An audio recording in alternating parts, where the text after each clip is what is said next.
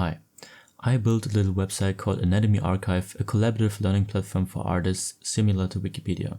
And this is a quick introduction and tutorial on how to get started. I will show you the basic features that are especially useful when you want to create a page on your own. I appreciate you watching this video, let's waste no time and get started.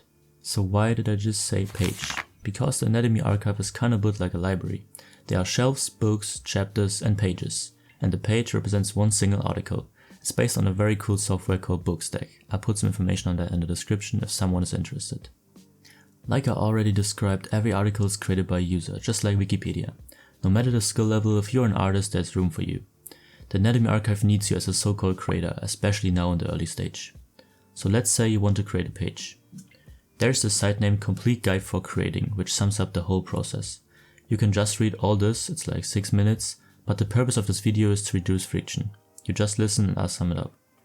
Without an account you can read everything, but to create something yourself you need to register. It's just username, email, password, nothing complicated. Next thing that's important is to kinda know the rules of the AnatomyArchive. Here are the two most important things. The pages you create, which include your drawings, are free to use for everyone. People are not allowed to make money off of it, but anyone can technically use your stuff. I want more high quality, free information for artists, and this is one way to achieve that. Data scraping for machine learning and similar stuff is of course prohibited. Second thing is explicit content. This topic is like a two-edged sword because the whole human body is part of anatomy. However, there need to be some boundaries. More details on these rules on the terms of use. Now we get to the actual page. You start by navigating through shelf, book, chapter to find the one that's fitting your anatomy part. For example, you want to create a page on the biceps, press upper body, arms, muscles. You then hit create new page and there will be a template visible for you. Include your artist name in the heading so that the page pops up when somebody searches for you, and use the full letter name of the anatomy part. You are guided through the rest of the page step by step. I try to make it clear and short. Here's a quick example on how it works. The text says, where does the muscle originate from? Now I just replace this text with the correct information. Sometimes there's also a little help link in case you need help with the terms.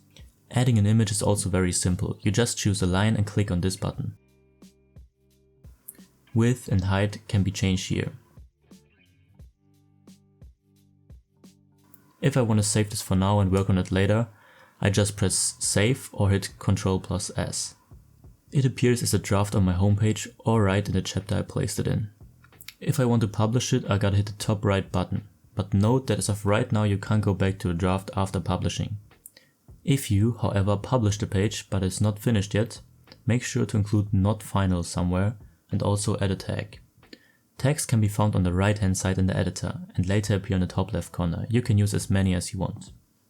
After my experience with 2 pages, I'd say the quality of the pages depends on your knowledge, research and ability to make helpful drawings.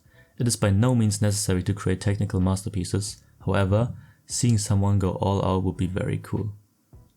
The drawings are a core part of this website, because they add a visual layer to all the text. 3D models would honestly be the easier option here, but relying on them would destroy the point of the site. Let me explain. I think there is a benefit for the teacher and for the student here. Reading information is good, everyone knows that. The thing that's so special about the AnatomyArchive is that creating a page yourself and drawing all the muscles is the ultimate learning process. The brain just memorizes so much while creating. Think about it. If there is a 3D artist out there who wants to participate, of course, go for it. There's space for any group of artists. Digital, traditional, 2D, 3D, I want them all. My guess is just there will be a lot of 2D. Now back to the actual drawings. Here are some quick notes. You can technically use any image size you want, but there's a maximum upload size of 20 MB per image. For digital art I like 1500 by 1000 pixels. It is big enough to look good but doesn't take too much space. Also good for loading times. Minimum width is 350 pixels by the way, so that the image fills the whole mobile width. A lot of mobile users out there, so it's kinda important. Please avoid putting 2 pictures beside each other, it causes bugs sometimes and we don't want that. If possible, draw on a grey background so that it's appealing in both dark and white mode.